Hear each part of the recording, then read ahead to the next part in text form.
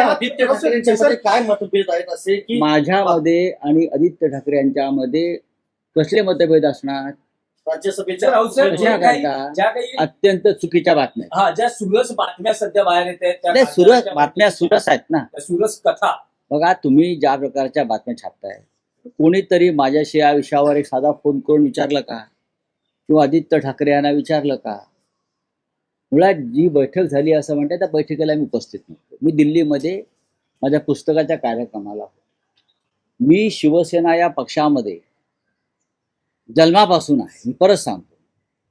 आणि या पक्षामध्ये मी काही राज्यसभेचा खासदार व्हायला आलो नाही, आमदार खासदार मंत्री व्हायला आलो नाही.